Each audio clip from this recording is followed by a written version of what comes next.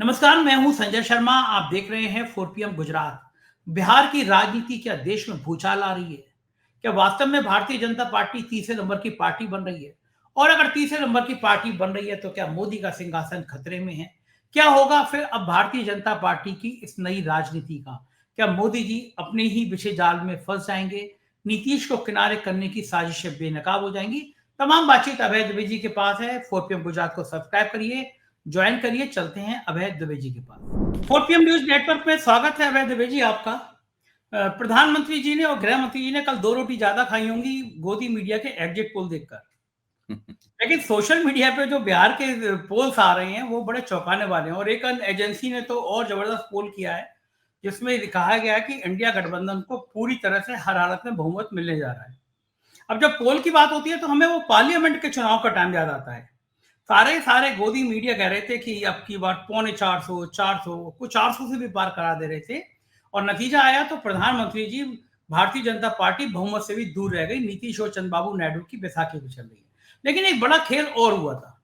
वो बड़ा खेल हुआ था कि शेयर मार्केट बहुत बुरी तरह से बढ़ा था, और जब नतीजा आया तो धड़ाम से गिरा था। पता चला कि इन एग्जिट पोल के पीछे भी सटोरियों और शेयर मार्केट के कुछ बड़े ब्रोकर का हाथ था। ऐसे आरोप लगे कि लाखों करोड़ का बारह न्यारा हो गया। बिहार को जो लोग चुनाव करीब से देख रहे हैं वो मानने को तैयार ही नहीं है कि ये जो एग्जिट पोल आए हैं ये सही हैं। आपको क्या लगता है? बिहार की जो रिपोर्ट आई है उसमें यह है कि मुस्लिम मतों का बंटवारा नहीं हुआ है, पिछड़ों का बहुत बड़ा वोट तेजस्वी को गया है। तो ये जो प्रचंड बहुमत दिखा रहे हैं गोदी मीडिया वाले चैनल, क्या ये सही है? और आदमी को क्या इससे एक लाइन ले लेनी चाहिए कि हाँ सरकार बननी है, या कुछ और खेल लग रहा है आपको?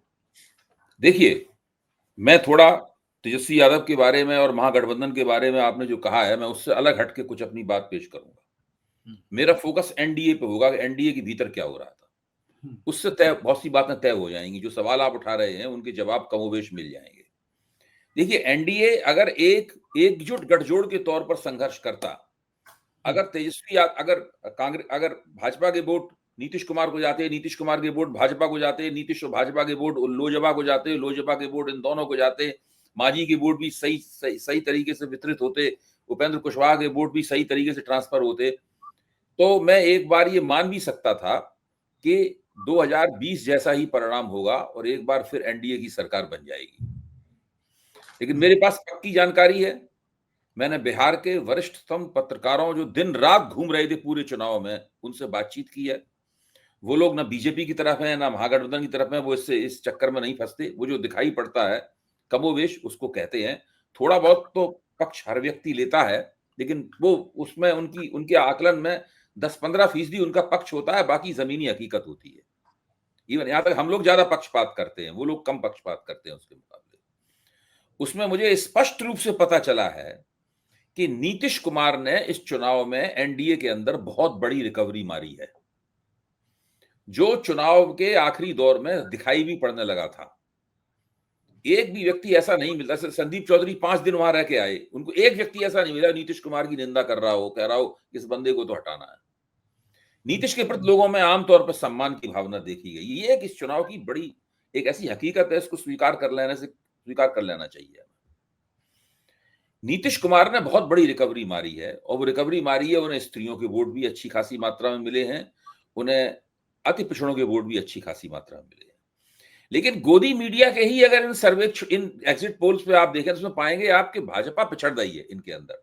उन्होंने थोड़ा पिछड़ते हुए दिखाई है, लेकिन इनका एवरेज अगर आप देखेंगे तो भाजपा की सीटें कम होती हुई दिखाई दे रही है। दिक्कत यह है कि भाजपा काफी पिछड़ रही है, क्योंकि नीतीश कुमार के वोट जो हैं वो भाजपा को नहीं मिले हैं। अगर आप 20 साल से साथ-साथ सरकार में हैं और एक गठजोड़ में दोनों हैं, तो नीतीश के वोट भाजपा के होने चाहिए, भाजपा के वोट नीतीश के होने चाहिए। लोजपा के वोट इन दोनों को मिलने चाहिए, इन दोनों के वोट लोजपा को मिलने चाहिए। होना तो ये चाहिए। 100% ना सही, लेकिन 70-80% ट्रांसफर तो होना चाहिए। वो इस बार ट्रांसफर नहीं हुए हैं। देखिए, नीतीश के कार्यकर्ताओं में और नीतीश के मझोले दर्जे के नेताओं में एक नारा चल रहा था, वो था बीजेपी हाफ और लोजपा साफ। भारतीय जनता पार्टी को काट के आधा कर दो और लोक जनशक्ति पार्टी का कबाड़ा कर दो। ये नारा चल रहा था। लोक जनशक्ति पार्टी जिन्होंने पुराना हिसाब चुकता करना था 2020 का, और भाजपा से इस वाला हिसाब चुकता करना था कि बीजेपी वाले नीतीश कुमार को मुख्यमंत्री बनाने के लिए तैयार नहीं है। ये एक हकीकत है कि अमित शाह ने अपने एक भाषण में साफ तौर पे कहा था, अब की बार भाजपा सरकार, एनडीए सरकार भी नहीं, अब की बार भाजपा सरकार। उसके बाद में, उसी के बाद में जब उन्होंने, अमित शाह ने आखिरी दौर में ये कहा, उसी के बाद तो पटना में वो होर्डिंग लगे हैं, इसमें लिखा है कि 25 से 30 आपके नीतीश, आपकी नीतीश, वरना वो होर्डिंग नहीं रखते उस तरीके से। तो वो होर्डिंग दरअसल अमित शाह के भाषण के जवाब में होर्डिंग लगे हैं। तो मेरा मानना यह है कि, और सबसे ज्यादा नुकसान भाजपा की सीटें कम होंगी, सबसे नुकसान लोक जनशक्ति पार्टी को होगा। जो बोया है चिराग पासवान ने, वो उनको काटना पड़ेगा। सबसे ज्यादा नुकसान उन पार्टी को होगा। लोग तो यहां तक कह रहे हैं कि उन्होंने लोकसभा में जितनी संख्या निकाली थी उतने एमएलए नहीं आएंगे, इतने उनके एमपी। तो ये स्थिति जो है वो एनडीए की है। जब कोई गठजोड़ आपस में इतने विवाद के साथ लड़ रहा हो तो वो सरकार कैसे बना सकता है? वो नहीं बना सकता है सरकार। दूसरे, नीतीश कुमार के अच्छे परिणाम निकलने से कम ये गारंटी हो गई है कि नीतीश कुमार के एक बार फिर मुख्यमंत्री बनने का रास्ता साफ हो सकता है। इसलिए मैं कह रहा हूं कि यहां पे एक फैक्टर है, जिस फैक्टर पे हमें गौर करना पड़ेगा, वो है जन स्वराज पार्टी का। सवाल ये, जन स्वराज पार्टी का परफॉर्मेंस क्या है? अगर जन स्वराज पार्टी का परफॉर्मेंस ना कुछ किस्म का है, कोई खास परफॉर्मेंस नहीं है, कुछ खास वोट नहीं मिले हैं, तो छोड़ दीजिए फिर उसको आपको। लेकिन वो सीटें जीते ना जीते, अगर उन्हें कई निर्वाचन क्षेत्रों में अच्छे वोट अगर मिले हैं, उन्हें 10,000 15,000 वोट मिला है निर्वाचन क्षेत्रों में उन्हें, उनका क्लेम तो ये है कि 35 सीटों पे उन्हें बहुत बहुत वोट मिल रहा है, तो वो 35 सीटों में कम से कम वो बड़ी भारी टक्कर में, ये उनका दावा है। तो अगर उतना दावा उनका सही नहीं है, फिर भी अगर 8,000 से लेकर 12, 13, 15,000 वोट उन्हें मिल रहा है कुछ सीटों पे, तो वो जीत हार का बहुत बड़ा कारण बनेंगे। और उससे क्या वेरिएशन पैदा होगा नतीजों में, नतीजे किस दिशा में जाएंगे, इसके बारे में अभी कहना मुश्किल है। मुख्य तौर पर मैं अपने इस आकलन पे बिल्कुल दृढ़ हूं कि नंबर 1 पर तेजस्वी यादव रहेंगे सबसे बड़ी पार्टी के रूप में, नंबर 2 पर एक पार्टी के तौर पर नीतीश कुमार रहेंगे, और भारतीय जनता पार्टी तीसरे नंबर पर चली जाएगी। ये इस चुनाव की मोटी मोटी तस्वीर है जो निकलकर सामने आ रही है। जहां तक एग्जिट पोल का सवाल है, जो गोदी मीडिया पे एग्जिट पोल दिखाए गए हैं और जो सोशल मीडिया पे एग्जिट पोल दिखाए गए हैं, दोनों में जमीन आसमान का फर्क है। और ये इन चुनाव के नतीजों से तय होगा कि अगर गोदी मीडिया के एग्जिट पोल मुंह के बल गिरे, तो मुझे लगता है कि गोदी मीडिया के लिए एक बहुत बड़ा झटका होगा। इस झटके से ये लोग उबर नहीं पाएंगे। जो 2024 में झटका लगा था, उससे ही बड़ा झटका होगा। हाँ, क्योंकि 2024 में तो हमने देखा प्रदीप गुप्ता फपक के रो रहे थे आज तक पे कि भाई ये तो मैं धोखा हो गया, गलती हो गई, और मतलब जी, मैंने सुना है कि प्रदीप जी ने कहीं ये कहा है, मैंने किसी थर्ड पार्टी से सुना है, प्रदीप जी के खुद मुंह से नहीं सुना है, कि बिहार चुनाव में सबसे ज्यादा कोई महत्वपूर्ण मुद्दा था तो वो बेरोजगारी और पलायन था। बताइए, ये कहा इन्होंने। अब अगर ये मुद्दा था तो फिर कहां से एनडीए की सरकार आ जाएगी? कहां से, अगर इतना बड़ा मुद्दा, और बाकी में हमारे क्षितिज कांत और अभिषेक, 2 लोग लगातार टीम वहां काम कर रही थी, दोनों ने भी कहा कि बेरोजगारी एक बहुत बड़ा मुद्दा है। लेकिन अब अगर ये स्थिति बन रही है, तो जो भारतीय जनता पार्टी की कोशिश थी कि किसी भी तरह चाहे नीतीश से 1 सीट ज्यादा आ जाए, तो फिर मुख्यमंत्री नीतीश को ना बनाना पड़े। इसीलिए जो अमित शाह ने कहा कि पहले विधायक दल की बैठक होगी, उसके बाद तय होगा, अरे वो सब कहानी तो मुझे फ्लॉप होती हुई नजर आ रही है। अब तो बीजेपी कोई भी नहीं अगर एनडीए सरकार बनाने की स्थिति में हुआ, तो भाजपा वाले खुद जाएंगे नीतीश कुमार के पास, चलिए मुख्यमंत्री कुर्सी आपका इंतजार कर रही है। अच्छा, अगर मान लीजिए करारी टक्कर है, अगर त्रिशंकु विधानसभा हो गई, तो फिर तेजस्वी के साथ मिलकर सरकार बन जाएगी। तो इस वक्त मैं कहूंगा कि नीतीश के दोनों हाथों में लड्डू है। हाँ, मतलब वो जो है बारात तैयार है, लेकिन दूल्हा कौन होगा ये अभी तय नहीं है। कि या फिर छोटे दूल्हे का भाई कौन होगा ये तय नहीं है। दूल्हे का भाई बीजेपी होगी या दूल्हे का भाई तेजस्वी होगा ये तय नहीं है। मुझे लगता है सबसे ज्यादा लाभ इस चुनाव में नीतीश कुमार को ही हुआ है। नीतीश कुमार को हुआ है। तो यानी पैसे डाले 10,000 बीजेपी ने, और फायदा हो गया नीतीश को, बेगानी शादी में अब्दुल्ला दीवाना हो गया। एक बात और बताइए, इस राजनीति के अब लंबे अर्थ पे चलते हैं। प्रधानमंत्री मोदी की बाद में सभाएं कम की गई, एक सभा तो शायद कैंसिल भी की गई उनकी। तो क्या अब इस चुनाव में अगर यही नतीजे निकलते हैं, भाजपा तीसरे नंबर पर निकलती है, तो संघ ये अब साफ साफ कहेगा कि अब आपके अंदर वोट जुटाने की क्षमता खत्म हो गई। ऑपरेशन सिंदूर का नाम भी आप ले आए, झूठे वादे भी ले आए, तमंचे कट्टे सब ले आए चुनाव में, लेकिन चला नहीं। यानी मोदी के नाम पर अब वोट मिलना बंद हो गए। देखिए, ये संदेश तो जाना बिल्कुल तय है। एनडीए की सरकार बन जाए तब भी ये संदेश जाएगा कि भारतीय जनता पार्टी की स्थिति, बिहार में स्थिति अच्छी नहीं है।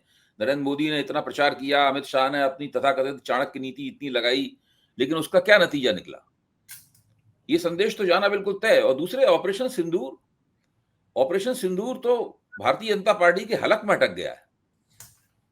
ये जो दिल्ली में बम विस्फोट हुआ है, ये लोग कह नहीं पा रहे हैं कि इसमें पाकिस्तान का हाथ है, क्योंकि जिस क्षण ये बोलेंगे कि पाकिस्तान का हाथ है, उसी क्षण इनसे कहा जाएगा कि भाई अब तो एक्ट ऑफ वार हो गया।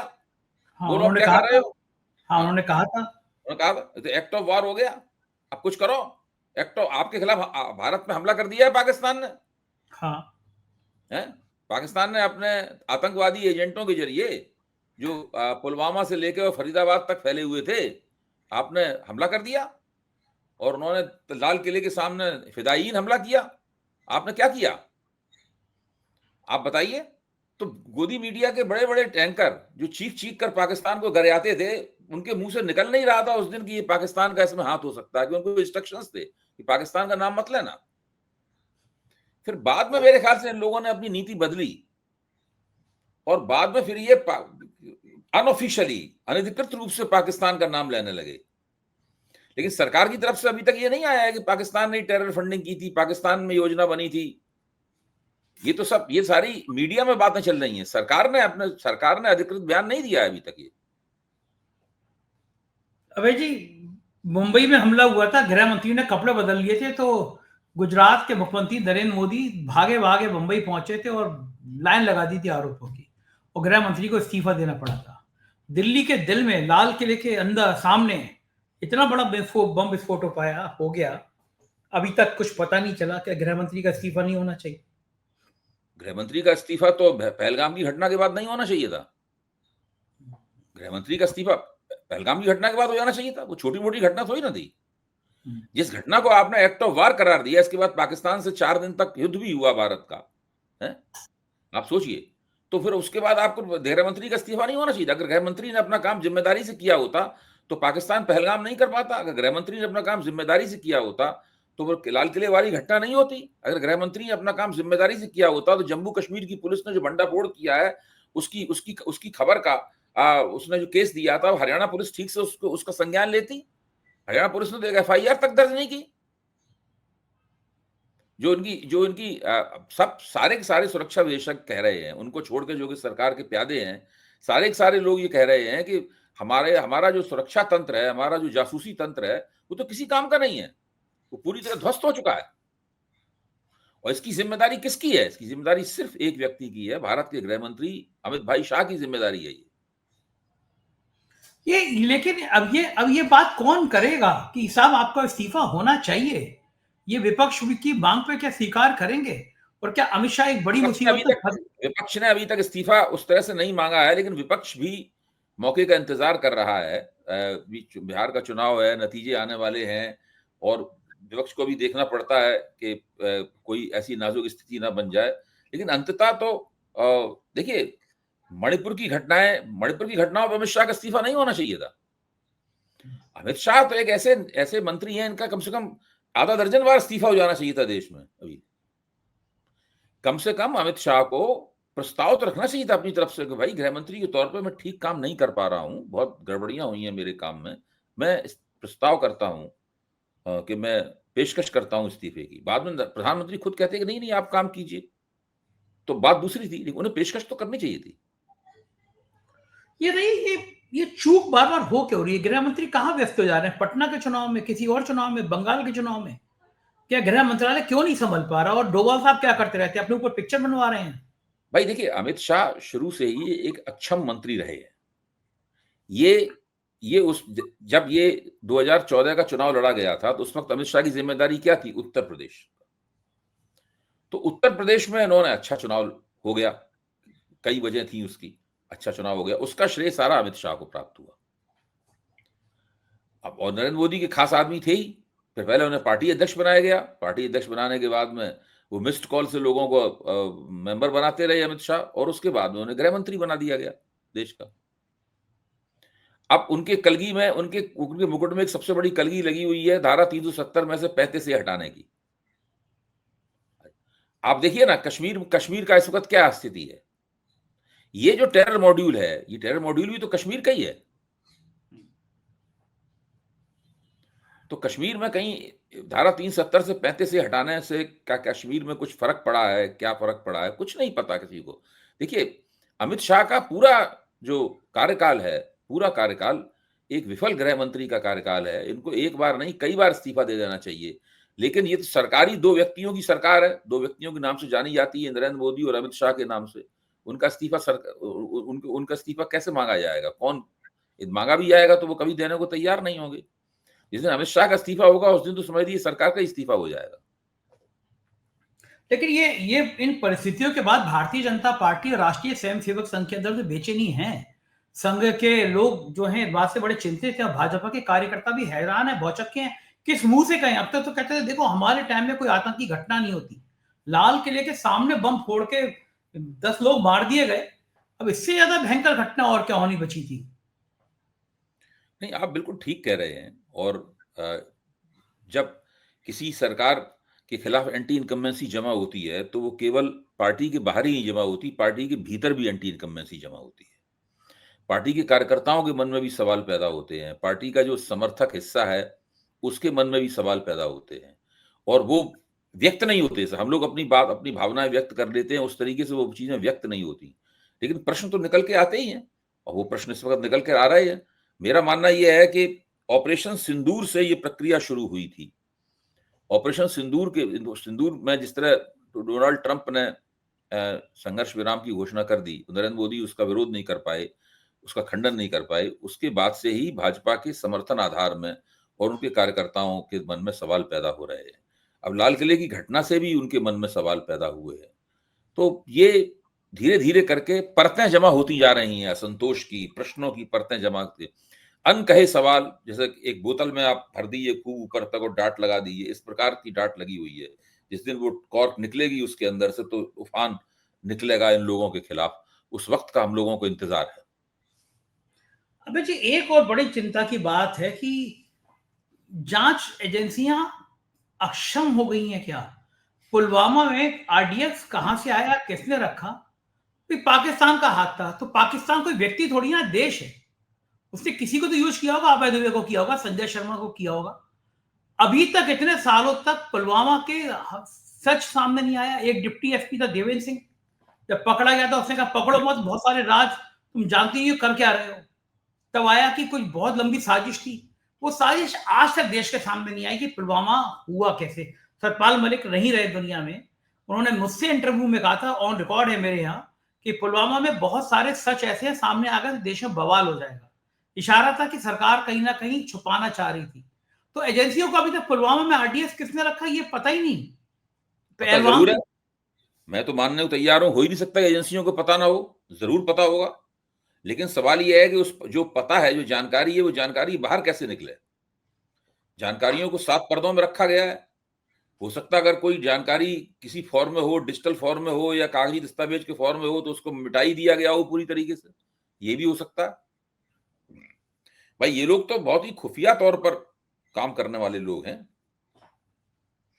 अभी तो कई पत्रकारों ने इस बात का भंडाफोड़ भी किया है, और यहां तक कि तेजस्वी यादव ने भी अपने एक वक्तव्य में कहा है कि अमित शाह जब पटना के एक 5 स्टार होटल में थे, तो जिस तरीके से वहां पे सीसीटीवी कैमरों के ऊपर जो है वो कागज चिपका दिए गए ताकि कौन उनसे मिलने आ रहा है, कौन जा रहा है, किसी को खबर न लगने पाए, किसी का कोई सबूत न होने पाए, इस तरीके से वो अधिकारियों से मिले। तो क्या जरूरत थी गृह मंत्री को ऐसा करने की? कौन सा ऐसा खुफिया राज, एक चुनावी तो हो रहा है मतलब, तो ये पूरा गोपनीय तरीके से काम करने की इन लोगों की जो आदत है, ये इनके अलोकतांत्रिक स्वभाव से मेल खाती है आदत ये। इसलिए मुख्य तौर पर अनडेमोक्रेटिक लोग हैं, सीक्रेटली ऑपरेट करते हैं और ये हर मामले में ऑपरेट करते हैं, चाहे देश की सुरक्षा का मामला हो, चाहे एक प्रदेश के चुनाव का मामला हो, सारा काम इनका इसी तरीके से होता है। बिल्कुल ठीक है। और एक बड़ा सवाल ये भी है, सामने आता है कि अब अगर बिहार में नतीजे ऐसे आए तो पार्टी के अंदर क्या असंतोष बढ़ेगा? क्या पार्टी के अंदर नितिन गडकरी जैसे लोग कुछ मुखर होंगे? या भाजपा के कुछ सांसद कहेंगे कि भाई संसदीय दल की बैठक होनी चाहिए, अभी संसदीय दल की बैठक में कुछ मुद्दे आर पार होने चाहिए, बंगाल का चुनाव सिर पर है, जब ये गुजरात की लॉबी जोड़ी नहीं काम कर पा रही तो कुछ नए प्रयोग होने चाहिए, ऐसी मांग उठेगी या नहीं उठेगी? मेरा मानना यह है कि अगर बिहार के चुनावों में एनडीए हार जाता है, सरकार नहीं बना पाता, अगर सरकार बना ली किसी तरीके से तो फिर चीजें बहुत सारी लीपापोती हो जाएगी। अगर हार जाता है और सरकार नहीं बना पाता है एनडीए, तो पार्टी के भीतर असंतुष्टों की बैठकें होने लगेंगी, अनधिकृत, अनऑफिशियल, अघोषित बैठकें होने लगेंगी और छन छन के वो बात मीडिया के जरिए लोगों तक पहुंचने लगेगी।